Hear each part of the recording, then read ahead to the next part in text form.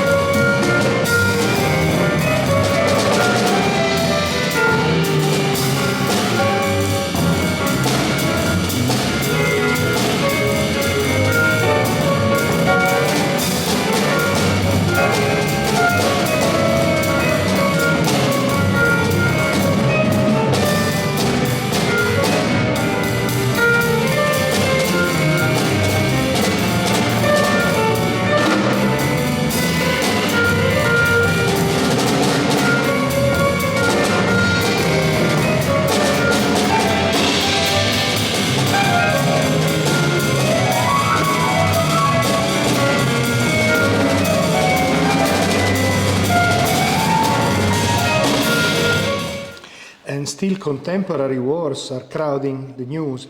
Telling stories like Reese Europe ones is always important, much more now, I think. What's the social and political purpose of art and music in particular, in your opinion? Well, the purpose is generally, I wish I knew. As an artist, I think I make it because I know that we have a feeling that if I can think it, then I must do it, because maybe no one else will. And so we make things, and then it gets put into society in a response to society. And the music has always been a response to the society, whether it's to make you dance or to make you cry. You know, the music is there to comfort or to punch you, you know, also. And some of these ideas, I wish, you know, the inhumanity that people want to push onto other people, the oppression, I wish that would go out of style. I wish people would learn that that's not a way to roll through life. But people don't. And so the music pulls people into a space where they can let go of outside and dive into this music and to the story. It's not really a story that I'm presenting, but they get the feel of the story, and they get a feel of the celebration. And we must remind ourselves that we can celebrate one another, you know.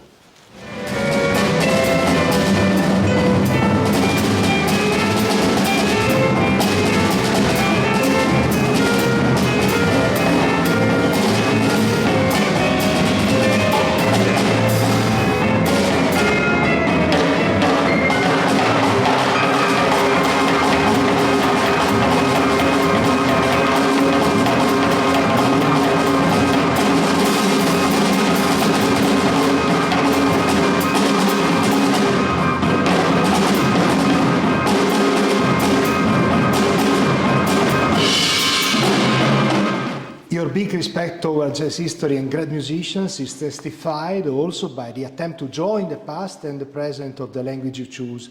How did you put it into practice in your career?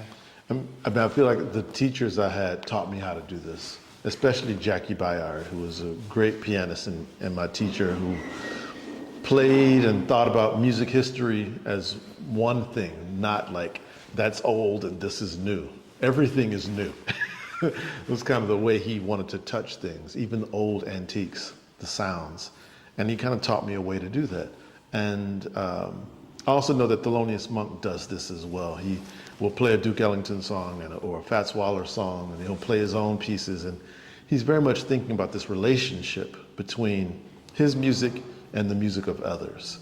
And he always finds a way to play it as if he's saying it through his mouth, and not through his hands. And with that, we get a perspective that the musician has on the world. And Duke Ellington, all of my favorite people do this. Nina Simone, Billie Holiday, they all know how to manipulate old things, but they know that when they say them, it feels very fresh and very new. And that's, for me, is the goal. And I feel that jazz history, because it's been so long, contemporary artists must take time to dive into old work and check in on it. For me, it's a garden. The garden, we think that the Duke Ellington tree is going to be there forever. But only if we keep feeding it and keep watering it and keep it healthy. And we have to do that for ourselves too. But I really think it's important for musicians who we cherish to spend time with their work. And it allows me to really dive into their history as well.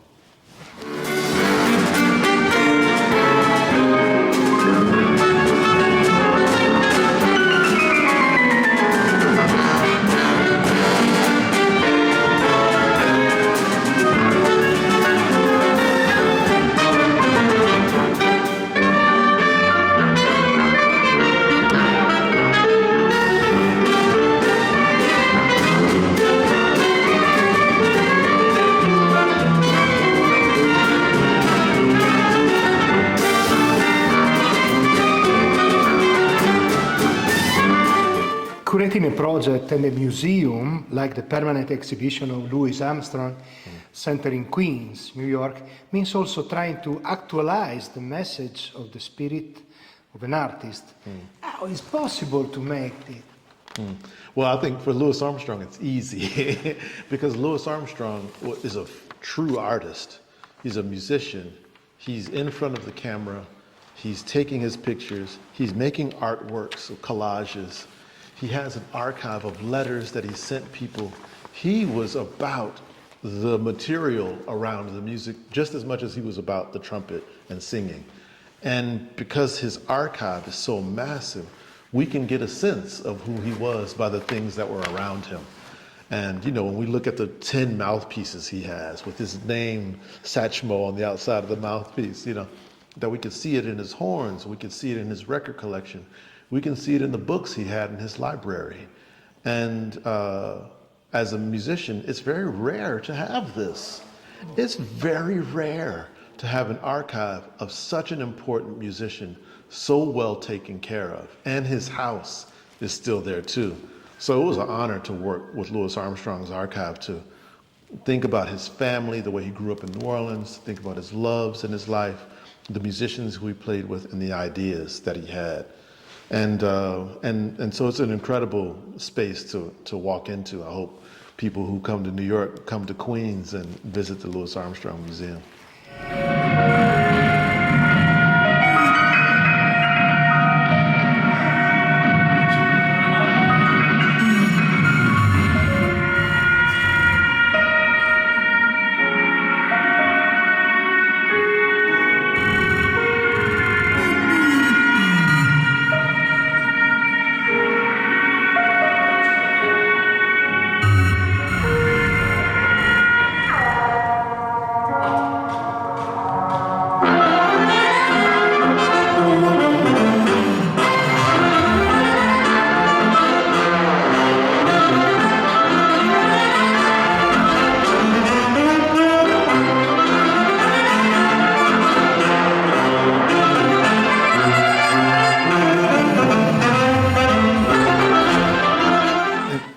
classical education, but then you met jazz. How did it happen?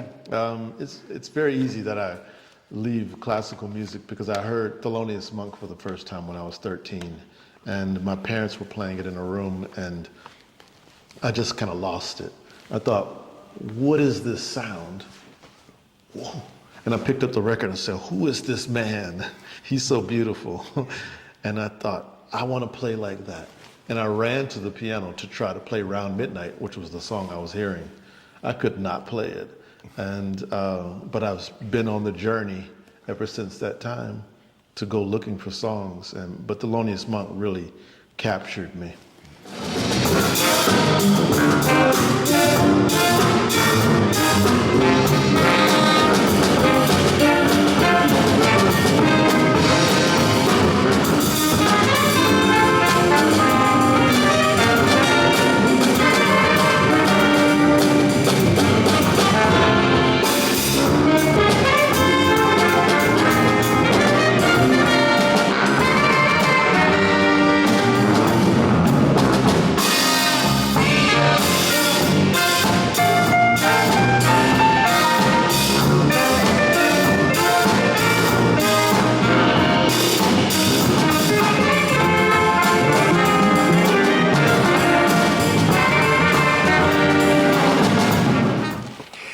When interacting with artists of different disciplines, painters, photographers, video artists, conceptual artists, like you do, which is the spark and which are the main motivations and difficulties? You know, we call it the process.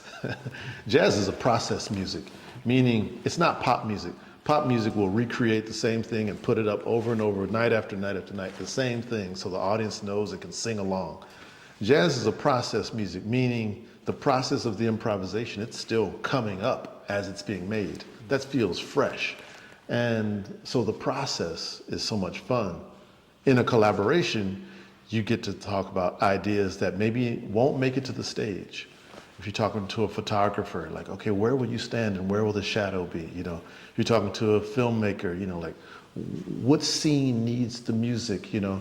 If you're talking to a visual artist, like someone who's a sculptor, where do you want the sound to come from? Should it be over here and the sculpture is over here? To think about this. And the ways, for me, also to learn different ways to make melodies. And that changes how I write as a composer when I'm working with artists. They don't think the way this band does here. And so that allows me to find another place to play from, another place to improvise from. And that's very healthy for me, the process and the intersection point about where they meet, you know. Thank you very much, Jason. Yeah, my very pleasure. kind. Thank you.